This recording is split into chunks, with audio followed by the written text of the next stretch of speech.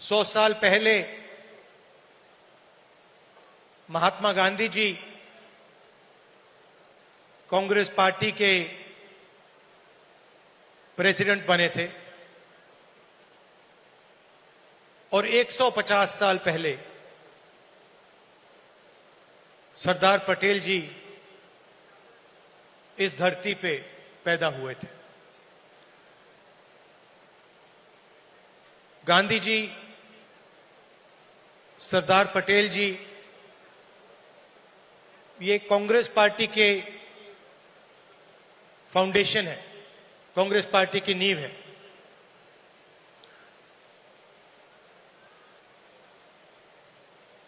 भाषण का मेरा एक प्लान था, मगर अजय लल्लू जी ने कुछ कह दिया तो अब मेरा प्लान डाइवर्ट हो गया है।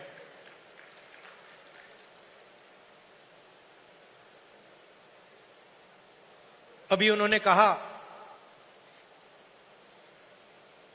कि मैं पिछड़ों के लिए, दलितों के लिए, आदिवासियों के लिए, गरीब लोगों के लिए काम कर रहा हूं। वो सच है, मगर उन्होंने बात जोड़ी कि आने वाले समय में लोग मेरा नाम याद करेंगे और जैसे ही ये शब्द उनके मुंह से निकले तो मुझे एक बात याद आई।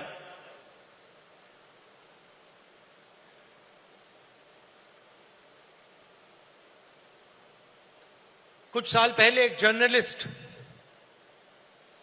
मेरे से मिलने आए। हिंदुस्तान के जाने हुए जर्नलिस्ट हैं। ऑफिस में बातचीत चल रही थी। उन्होंने मुझे बोला कि वो या मुशर्रफ जी या नवाज शरीफ के मित्र थे और उन्होंने मुझे बताया कि उन्होंने नवाज शरीफ या मुशर्रफ जी से कहा था कि अगर आप हिंदुस्तान और पाकिस्तान के बीच में शांति लाएंगे तो पूरी दुनिया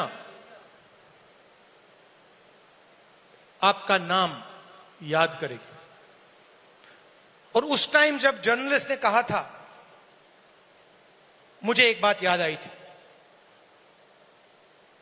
जैसे ही उसके मुंह से ये शब्द निकले थे, मेरे दिमाग में ये बात उठी थी कि मैं छोटा सा बच्चा था, 7-8 साल का, और मैंने इंदिरा गांधी जी से यह सवाल पूछा कि दादी, मरने के बाद आपके बारे में लोगों को क्या कहना चाहिए, क्या सोचना चाहिए? जानते हो इंदिरा गांधी जी ने क्या जवाब दिया, जो मुझे आज तक परफेक्ट जवाब लगा।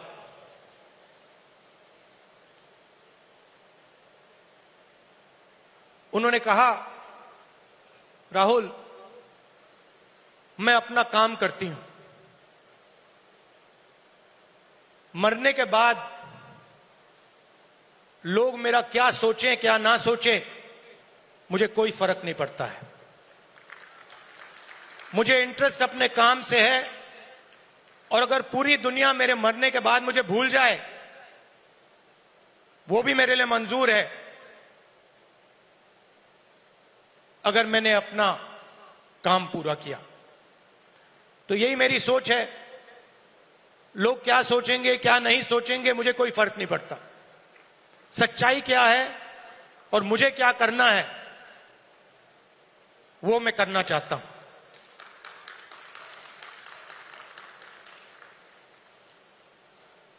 तेलंगाना में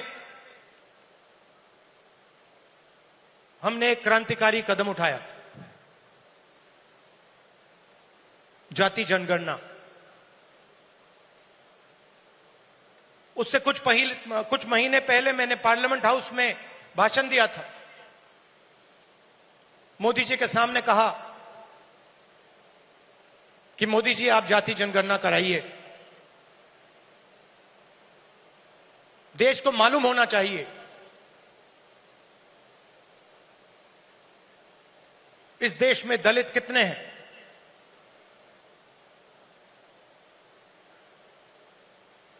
पिछड़ा वर्ग कितना है,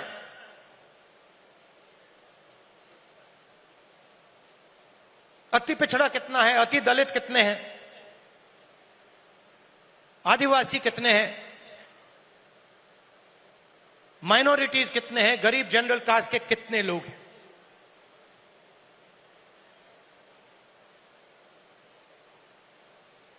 और मैं सिर्फ जाति जनगणना के पीछे नहीं था। जाति जनगणना एक कदम है। मुझे यह पता लगाना था कि इस देश में किसकी कितनी भागीदारी है। उस समय मैंने कहा था कि देश का एक्सरे होना चाहिए, पता लगाना चाहिए कि जो हमारे दलित, आदिवासी, पिछड़े वर्ग के लोग धूप में काम करते हैं, मजदूरी करते हैं, क्या सचमुच में ये देश उनकी इज्जत करता है? क्या सचमुच में ये देश उनको जगह देता है? ये मेरे दिमाग में सवाल था। मोदी जी ने, आरएसएस ने साफ कह दिया हम जाति जनगणना नहीं करेंगे, हम जानना नहीं चाहते हैं, हम समझना नहीं चाहते हैं, हम लोगों को बताना नहीं चाहते हैं कि इस देश में दलितों को, आदिवासियों को, पिछड़ों को, गरीब जनरल कास्ट को, माइनॉरिटीज को कितनी भागीदारी मिलती है, हम छुपाना चाहते हैं। और वहां मैंने सामने बोल दिया कि आप छुपाइए जितना छुपाना है। लोकसभा में, राज्यसभा में हम कानून पास करेंगे, आपके बिल्कुल सामने कानून पास करेंगे, जाति जनगणना यहीं से निकालेंगे। तेलंगाना में किया और आप हैरान हो जाओगे। रेवंत रेड्डी जी ने बोला मगर डिटेल में नहीं गए। और मैं जानता हूं कि जो तेलंगाना की हालत है वो इस देश के हर प्रदेश की हालत है। तेलंगाना में 90% आबादी ओबीसी, अति पिछड़ा, दलित, अति दलित, माइनॉरिटी, आदिवासी।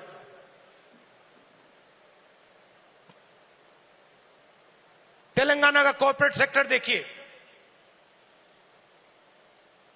मालिकों की लिस्ट, सीईओज की लिस्ट,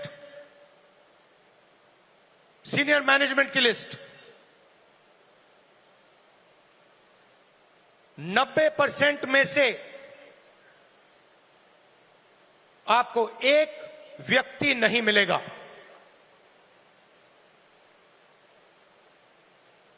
नब्बे % की भागीदारी तेलंगाना के कॉर्पोरेट सेक्टर में है ही नहीं।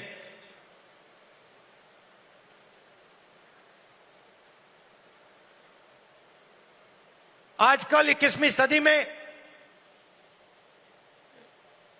मजदूर को गिग वर्कर कहा जाता है। वो घरों में खाना ले जाते हैं, घरों में खाना पकाते हैं, पिज्जा ले जाते हैं, अमेज़न की डिलीवरी ले जाते हैं, धूप में ले जाते हैं, सड़क पे मरते हैं। तेलंगाना में उनकी लिस्ट निकाली, सारे के सारे या ओबीसी या दलित या आदिवासी। अब तेलंगाना में जाति जनगणना ने एक बिल्कुल नया औजार दिया है। तेलंगाना में हम सचमुच में विकास का काम कर सकते हैं। तेलंगाना में हम पिन पॉइंट एक्यूरेसी के साथ भागीदारी के बारे में हर सेक्टर में आपको बता सकते हैं। और मैं खुश हुआ कि जाति जनगणना होने के एकदम बाद हमारे चीफ मिनिस्टर ने और हमारी टीम ने ओबीसी रिजर्वेशन को 42% तक पहुंचा दिया है।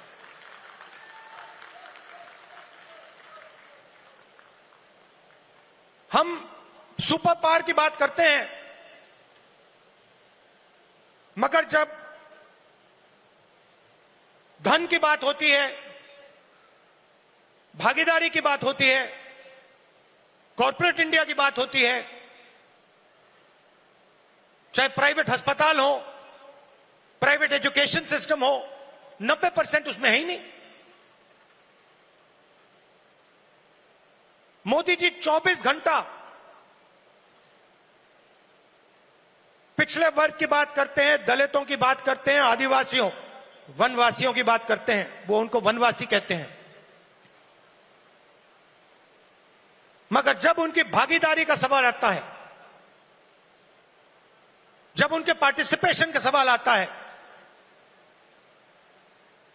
तो बीजेपी के लोग बिल्कुल चुप हो जाते हैं।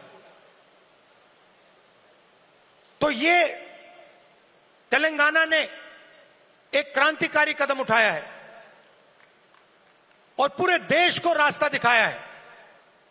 और मैं फिर से दोहरा के कह रहा हूं, इस स्टेज से आप सब के साथ कह रहा हूं कि 50% की जो दीवार है, इसको हम पूरे देश में तोड़ के परे कर देंगे।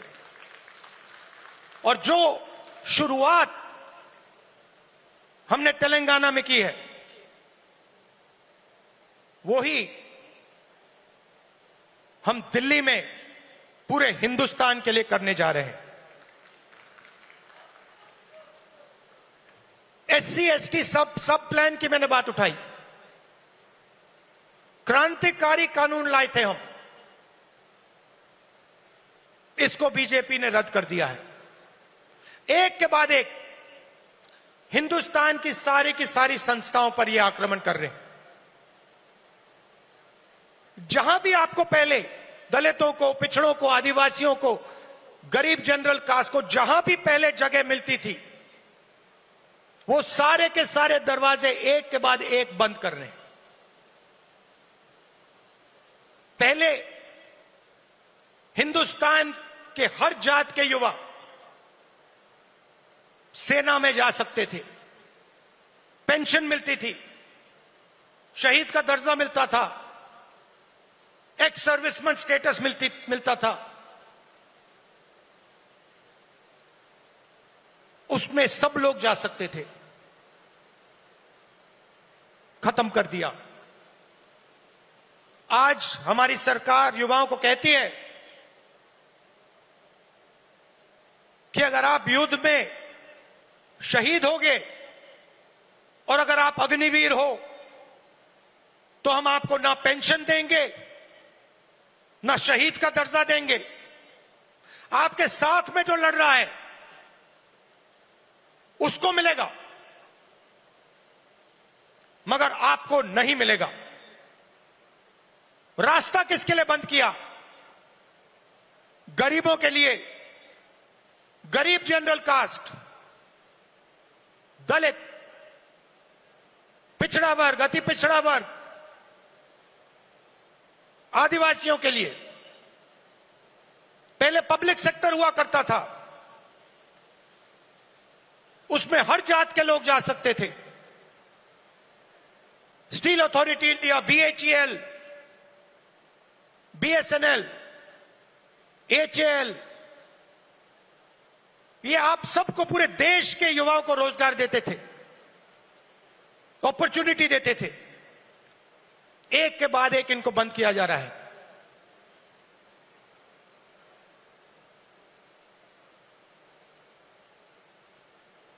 और किसको दिया जा रहा है?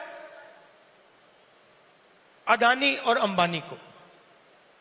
आप अदानी जी की कंपनी की लिस्ट निकालिए, मैनेजमेंट टीम की लिस्ट निकालिए, अंबानी जी की मैनेजमेंट टीम की लिस्ट निकालिए, बाकी कॉर्पोरेट्स की मैनेजमेंट लिस्ट निकालिए, आपको एक दलित, एक आदिवासी, एक पिछड़ा वर्ग का नहीं मिलेगा। तो 90% का कुछ बचा ही नहीं। 90% के लिए मजदूरी, बेरोजगारी, और हिंदुस्तान के सारे airport, ports, defence industry, cement industry, जो भी चाहते हैं अदानी जी को। छत्तीसगढ़ में माइन चाहिए, बस्तर में माइंस चाहिए, मिलेंगी। झारखंड में माइंस चाहिए, बिहार में माइंस चाहिए, मिलेगी। बंबई का एयरपोर्ट चाहिए, ले लो। लखनऊ का एयरपोर्ट चाहिए, ले लो। डिफेंस इंडस्ट्री चाहिए, ले लो। HAL को परे करो, BHEL को परे करो, बनाओ जो बनाना है। तो सारा का सारा धन, सारी की सारी अपॉर्चुनिटीज 90% से छीनी जा रही है। पहले नरेंद्र मोदी अमेरिका गए, याद है आपको, गले लगे थे, याद है?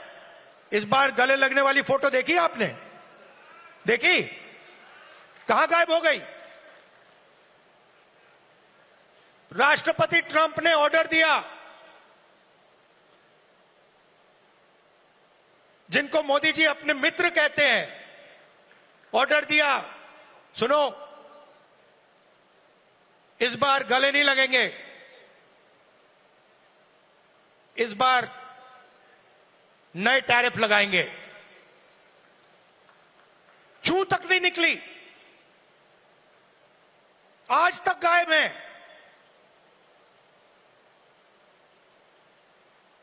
जनता का ध्यान वहां ना चला जाए तो पार्लियामेंट में 2 दिन ड्रामा चलाया, मगर सच्चाई है कि आर्थिक तूफान आने वाला है। कोविड आया था, नरेंद्र मोदी जी ने थाली बजवाई, मोबाइल फोन की लाइट दिखवाई। अब आर्थिक तूफान आ रहा है, सामने है, करोड़ों लोगों को नुकसान होगा। 50 साल से सबसे ज्यादा बेरोजगारी आज है। कहां गए नरेंद्र मोदी? कहां छुप गए हैं?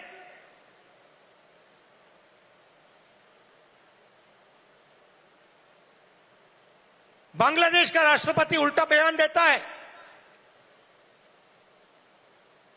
और नरेंद्र मोदी जी उसके साथ बैठे हुए हैं, चुप, एक शब्द नहीं निकलता मुंह से। कहां गई 56 इंच की छाती?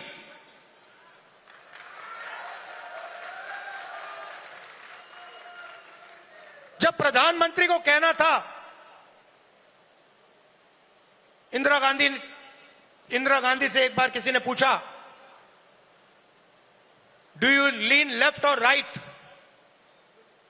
मतलब आप दाएं लीन करती हैं, बाएं लीन करती हैं? इंदिरा गांधी जी ने कहा, मैं हिंदुस्तान की प्रधानमंत्री हूं, मैं ना दाएं लीन करती हूं ना बाएं लीन करती हूं, बीच में सीधी खड़ी रहती हूं। ये हमारे जो नए प्रधानमंत्री हैं, ये सीधा सामने मत्था टेक देते हैं।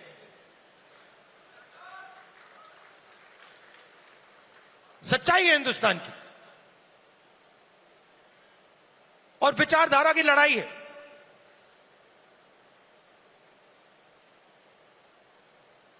आप लोग हो सेना, बब्बर शेर। किसी ने कहा राहुल गांधी भारत जोड़ो यात्रा में चला। मैं आपसे सवाल पूछना चाहता हूं, क्या आपके बिना राहुल गांधी भारत जोड़ो यात्रा में चल सकता था क्या? तो आपको कहना चाहिए हम सब चले भारत यात्रा में और राहुल गांधी हमारे साथ चला था। आपकी शक्ति है, आपकी विचारधारा की शक्ति हमारी विचारधारा की शक्ति है, और देश आपको चाहता है। देश तंग आ गया है। आप देखना, बिहार के चुनाव में देखना, महाराष्ट्र के लोगों से पूछिए, आपको बताएंगे बीजेपी ने महाराष्ट्र में चुनाव कैसे जीता है। वो आपको बता देंगे किस प्रकार से जीता है। इलेक्शन कमीशन से हमने वोटर लिस्ट, महाराष्ट्र की वोटर लिस्ट हम पूछ पूछ के थक गए। आज तक इलेक्शन कमीशन हमें महाराष्ट्र की वोटर लिस्ट नहीं दे पा रहा है। यह सच्चाई है। मगर आने वाले समय में यहां पे बदलाव आने वाला है। लोगों का मूड दिख रहा है। तो विचारधारा की लड़ाई है। आपकी विचारधारा है, गांधी जी की विचारधारा है। क्या फर्क है इसमें और आरएसएस की विचारधारा में? सबसे पहले, ये कॉन्स्टिट्यूशन जो है ये हमारी विचारधारा है।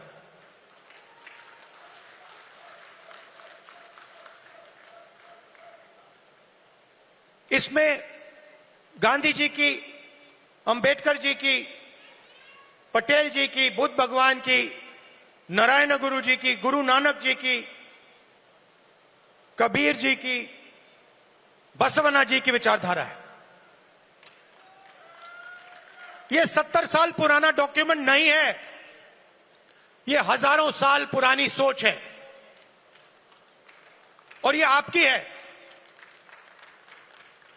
आपके खून, आपके पसीने ने, कांग्रेस पार्टी के खून, कांग्रेस पार्टी के पसीने ने यह कॉन्स्टिट्यूशन देश के साथ बनाया है, और आज इस पर आक्रमण हो रहा है। संस्थाओं पर आक्रमण होता है। अग्निवीर, अदानी अंबानी को देश का पूरा धन, यह सब कॉन्स्टिट्यूशन पर आक्रमण हो रहा है। कॉन्स्टिट्यूशन में कहीं नहीं लिखा है कि हिंदुस्तान का पूरा धन 2-3 लोगों के हाथ में होना चाहिए। कॉन्स्टिट्यूशन में कहीं नहीं लिखा है कि हिंदुस्तान की हर संस्था में एक संगठन आरएसएस के लोग होने चाहिए।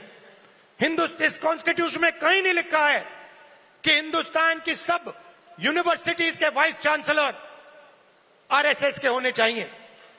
इस कॉन्स्टिट्यूशन में कहीं नहीं लिखा है कि हिंदुस्तान की दूसरी भाषाओं को, तमिल को, बंगाली को दबाया जाना चाहिए। कहीं नहीं लिखा है। मगर आरएसएस और बीजेपी रोज इस कॉन्स्टिट्यूशन पर आक्रमण कर रहे हैं, और इनको सिर्फ कांग्रेस पार्टी रोक सकती है, बाकी पार्टियां नहीं रोक सकती हैं। आप देखना, क्योंकि यह विचारधारा की लड़ाई है। जिस पार्टी के पास विचारधारा नहीं है, क्लैरिटी नहीं है, वो बीजेपी, आरएसएस के सामने नहीं खड़ी हो सकती। जिस पार्टी के पास विचारधारा है, वो ही आरएसएस और बीजेपी का मुकाबला कर सकती है और वो ही आरएसएस और बीजेपी को हराएगी। और आजादी से पहले एक बात याद रखिए, भूलिए मत, आजादी में हम सिर्फ अंग्रेजों से नहीं लड़े थे, हम अंग्रेज और आरएसएस की विचारधारा के खिलाफ लड़े थे। ये सारे जो आरएसएस के लोग हैं, इनकी विचारधारा फ्रीडम स्ट्रगल की विचारधारा नहीं है। जिस दिन कॉन्स्टिट्यूशन लागू हुआ था, जिस दिन यह किताब लिखी गई थी, उस दिन इस कॉन्स्टिट्यूशन के खिलाफ आरएसएस ने रामलीला मैदान में इस कॉन्स्टिट्यूशन को जलाया था। सालों के लिए इस कॉन्स्टिट्यूशन में लिखा है कि हमारे देश का जो झंडा है वो तिरंगा होगा।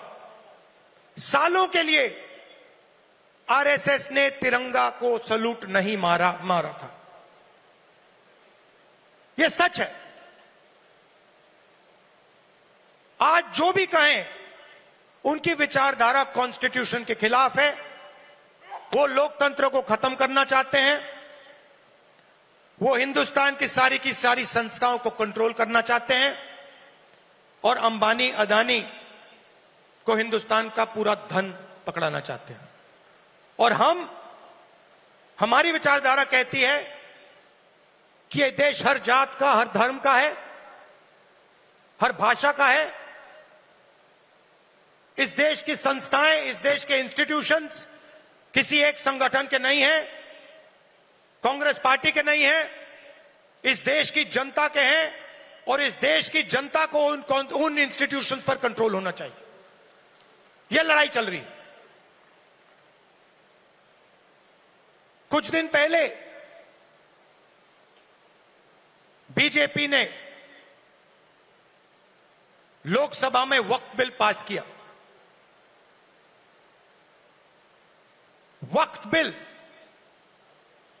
फ्रीडम ऑफ रिलीजन पर आक्रमण है, कॉन्स्टिट्यूशन पर आक्रमण है।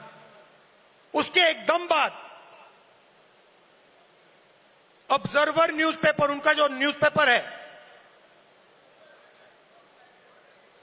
ऑर्गेनाइजर, सॉरी ऑब्जर्वर नहीं, ऑर्गेनाइजर में लिखते हैं कि अब जो क्रिश्चियन कम्युनिटी है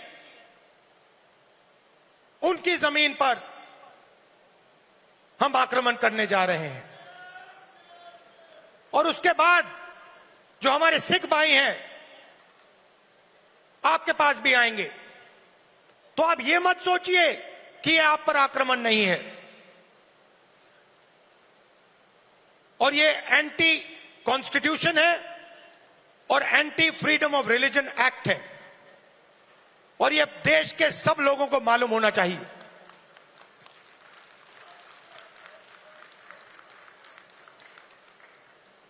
तो हम चाहते हैं कि हर कम्युनिटी,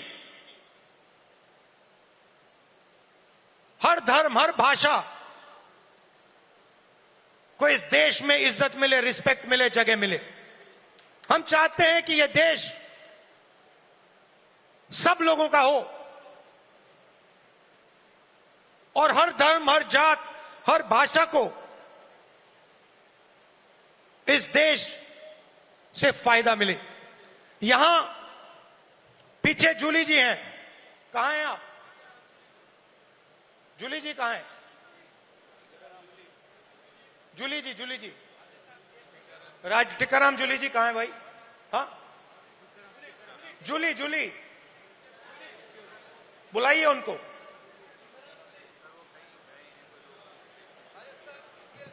अच्छा, टिकाराम जूली हमारे सीएलपी हैं, राजस्थान के, दलित हैं, मंदिर गए थे, उनके मंदिर में जाने के बाद बीजेपी के नेताओं ने मंदिर को साफ करवाया, धुलवाया, और वो अपने आप को हिंदू कहते हैं। एक दलित व्यक्ति को मंदिर में जाने का अधिकार नहीं देते हैं, और जब जाता है तो फिर मंदिर को धुलवाते हैं। ये हमारा धर्म नहीं है, ये हमारा धर्म नहीं है। हम भी अपने आप को हिंदू कहलाते हैं, मगर ये हमारा धर्म नहीं है। हमारा धर्म वो है जो हर व्यक्ति का आदर करता है, हर व्यक्ति को रिस्पेक्ट देता है। और ये जो बात है, चाहे ये दलितों के खिलाफ हो, पिछड़ों के खिलाफ हो, ये बीजेपी के हर कार्यकर्ता के दिल के अंदर छुपी हुई है। ये है आप में और उनमें फर्क। आपके लिए चाहे दलित हो, आदिवासी हो, पिछड़े हो, महिला हो, अल्पसंख्यक हो, आप सबकी रिस्पेक्ट करते हो। हमारा हर कार्यकर्ता हिंदुस्तान के हर व्यक्ति की रिस्पेक्ट करता है। उनके दिल में नफरत भरी हुई है। 21वीं सदी में वो कह नहीं सकते हैं क्योंकि कॉन्स्टिट्यूशन है, मगर दिल में जो उन्होंने जूली साहब के साथ किया, वही वो आप सबके साथ करना चाहते हैं। ये उनकी सच्चाई है, और लड़ाई इसी बात की है। हमारे लिए सब लोग इंसान हैं, सब लोगों से हम मोहब्बत करते हैं, सब लोगों की हम रिस्पेक्ट करते हैं। उनके लिए अलग अलग है। कोई दलित है, उसको मंदिर में नहीं जाना चाहिए। कोई मोची है, उसे सॉफ्टवेयर इंजीनियर नहीं बनना चाहिए। कोई गरीब किसान का बेटा है, उसे अंग्रेजी नहीं सीखनी चाहिए। ऐसा हिंदुस्तान हमें नहीं चाहिए, और हम होने भी नहीं देंगे। आखिरी बात आपसे कहना चाहता हूं संगठन के बारे में। कांग्रेस प्रेसिडेंट, वर्किंग कमेटी और पार्टी के सीनियर नेताओं की काफी मीटिंग हुई है, और हम चाहते हैं कि जो हमारे डिस्ट्रिक्ट प्रेसिडेंट्स हैं, उन्हें हम पार्टी की नींव बनाएं। और हम चाहते हैं कि उन्हें, जो हमारे डिस्ट्रिक्ट प्रेसिडेंट्स हैं, डिस्ट्रिक्ट कमिटीज हैं, उन्हें पार्टी शक्ति दे, पावर दे और जिम्मेदारी दे। तो ये बदलाव हम कांग्रेस पार्टी में लाने जा रहे हैं।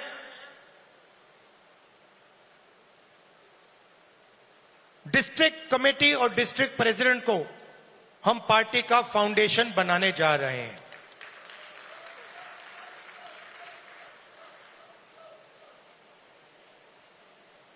अंत में आप सबको लड़ना है, और मैं जानता हूं कि यह आसान नहीं है,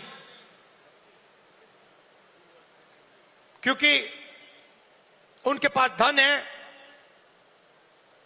उनके पास हिंदुस्तान के सारे इंस्टीट्यूशंस हैं, उनके पास सब कुछ है। मगर जीत हमारी होगी, क्योंकि हमारे पास सच्चाई है और देश की जनता का प्यार है। तो घबराने की कोई जरूरत नहीं है। आप देखना, आने वाले समय में कांग्रेस पार्टी, बीजेपी और आरएसएस का क्या करने जा रही है।